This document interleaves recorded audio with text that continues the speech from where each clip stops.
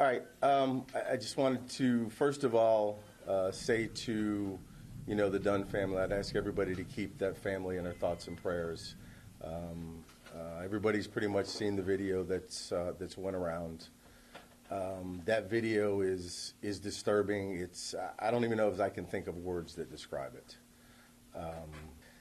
There is no statute, no criminal statute that covers somebody not rendering aid in the state of Florida. So with that being said, we looked at it and we just didn't have any criminal charges. But again, we wanted to continue looking. The detectives kept looking. We kept in contact with the state attorney's office. This morning, myself and Mr. Archer actually talked. The detectives, we had a conference call.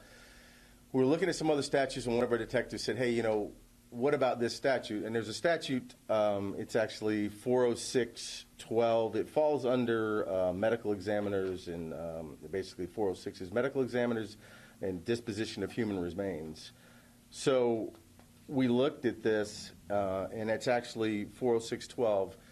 And after a lengthy conversation with state attorney's office, we've made a determination at this time we are going to charge the juveniles with the statute under 406, which is a misdemeanor. Now, I want to make it clear, it is a misdemeanor. It's not a misdemeanor exception, so we will not be making a physical arrest at this time. But we will be filing the charges, and again, we've talked to the state attorney's office about it. They will have the ultimate decision in the end of whether or not the charges are actually filed, and then they file the information on them. But in talking to them, we're going to try this and see. As far as we know, this statute has never been used in this way on this kind of case. So it will be a kind of a test case. We're hoping that it does work out.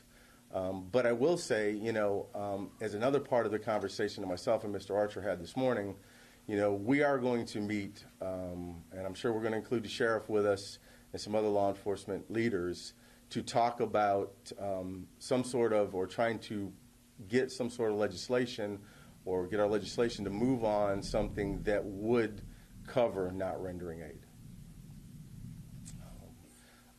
We think it can. I mean, if you read in the first part of statute, it basically says it's the duty of any person, and that's kind of what we're looking at. The fact that it says the duty of any person in the district where a death occurs, including municipalities and unincorporated federal areas, who becomes aware of a death of any person occurring under the circumstances described, and then it actually goes back to 406-11, and it covers the different forms, criminal violence, accident, suicide. It goes down a list, and I know our PRO will provide you guys a copy of that if you don't already have it.